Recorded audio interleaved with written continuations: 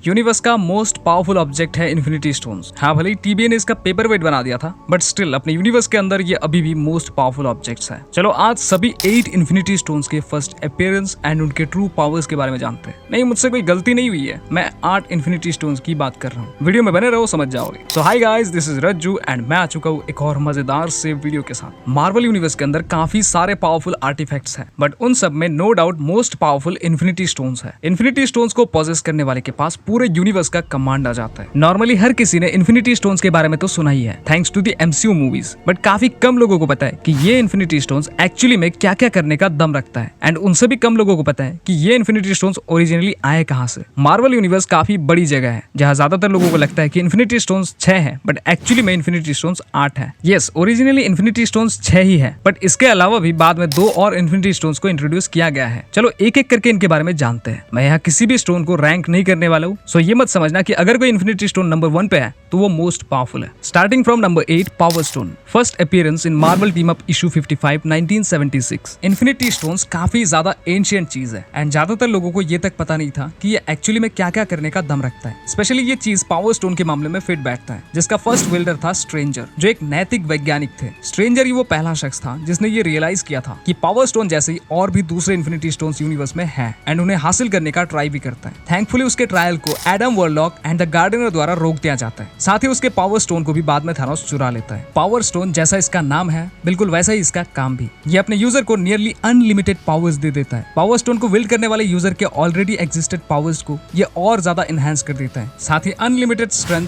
Stamina and invulnerability provide करता है। Number 7, space stone. First appearance in Avengers annual issue 7 1977। ये stone prison satellite में एक alien शैम्बोर के पास था, बट बाद में थानोस इसे अपना बना लेता है। जहां थानोस के पास ऑलरेडी 3 और इन्फिनिटी स्टोन्स थे, वो इन चारों इन्फिनिटी स्टोन्स को कॉम्बाइन करके एक सिंथेटिक स्टोन क्रिएट करना चाहता था, जिसका यूज करके वो फिर यूनिवर्स के सभी स्टार्स को डिस्ट्रॉय कर देता। But thanks to the Avengers वो ऐसा नहीं कर पाता है। स्पेस स्टोन अपने यूजर को अपने आसपास के स्पेस का कंप्लीट कंट्रोल दे देता है। इसके यूज से यूजर किसी भी चीज या खुद को कहीं भी कभी भी इंस्टेंटली टेलीपोर्ट करवा सकता है, ब्लैक होल क्रिएट कर सकता है एंड इवन ग्रेविटी को भी मैनिपुलेट कर सकता है। सिर्फ इतना ही नहीं, फिजिक्स के लॉस को तोड़ने के अलावा भी ये स्टोन अपने फुल पोटेंशियल पे अपने यूजर को सेम टाइम पे अलग अलग लोकेशन पे भी दिखा सकता है। Number 6, time stone. First appearance in Marvel Team Up issue 55 1976। The Gardener, जिसको ऑड्स जियोन्स के नाम से जाना जाता है, वही वो पहला शख्स था जिसने फर्स्ट टाइम टाइम स्टोन को अपने पोजीशन में लिया था। बट ये अभी भी क्लियर नहीं है कि उसने इस इन्फिनिटी स्टोन को कहां से एंड कैसे हासिल किया था। साथ ही ऐसा लगता है जैसे उसे इस इन्फिनिटी स्टोन के ट्रू पोटेंशियल के बारे में भी पता नहीं था। वो बस इसका इस्तेमाल करके अपने गार्डन को फास्टली ग्रो करवाना चाहता था। लेकिन बाद में जाके इस टाइम स्टोन के चलते उसका कॉन्फ्लिक्ट थानोस के साथ स्टार्ट हो जाता है। इन 1990s Thanos quest issue 2,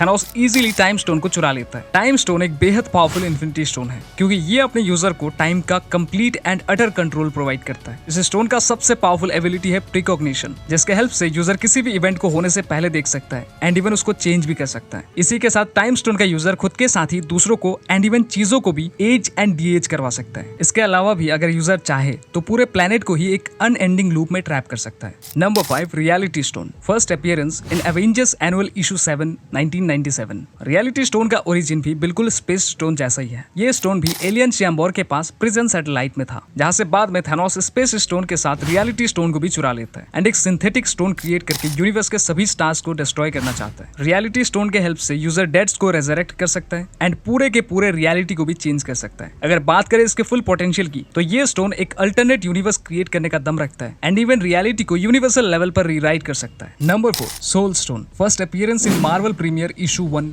1972। Soul stone actually में हाई एवोल्यूशनरी के पास था, जिसने इसको एडम वॉरलॉक को गिफ्ट में दिया था। स्टार्टिंग में एडम वॉरलॉक को भी पता नहीं था कि ये कितना पावरफुल चीज है, बट धीरे धीरे उसे पता लगता है कि उसके सर पे लगा हुआ ये चीज एक्चुअली में क्या है। एडम वॉरलॉक के डेथ के बाद ये स्टोन गार्डनर को मिलता है, जो टाइम स्टोन के चोरी हो जाने के बाद उसकी जगह इस नए स्टोन को रख देता है। सोल स्टोन की हेल्प से यूजर किसी भी लिविंग बीइंग के ट्रू इंटेंशंस को देख सकता है। इसके अलावा भी ये लिविंग बीइंग्स के सोल को अपने अंदर के सोल वर्ल्ड में ट्रैप कर सकता है। Number 3, milestone. First appearance in captain Marvel issue 41 1975। ये इन्फिनिटी स्टोन पहली बार डेनेब 4 प्लैनेट पे दफन हुआ मिला था। Actually the crease supreme intelligence mind stone के हेल्प से डेनेब 4 प्लैनेट के लोगों को मेंटली मैनिपुलेट करके रखते थे, बट जब माइंड स्टोन की वजह से उस प्लैनेट पे एक मेजर वॉर शुरू होता है, तब थानोस को ये पता लग जाता है एंड थानोस फिर वहां से माइंड स्टोन को अपने साथ ले आता है। थानोस के यूनिवर्स से सभी स्टार्स को डिस्ट्रॉय करने के प्लान में माइंड स्टोन भी एक इन्फिनिटी स्टोन था। माइंड स्टोन का यूज करके यूजर सामने वाले के माइंड को को रीड कर सकता है, उसके थॉट्स को अल्टर कर सकता है एंड इवन ये यूजर के मेंटल इंटेलिजेंस को भी बूस्ट करता है। Number 2, ego gem. First appearance in Eliminator issue 3 1995।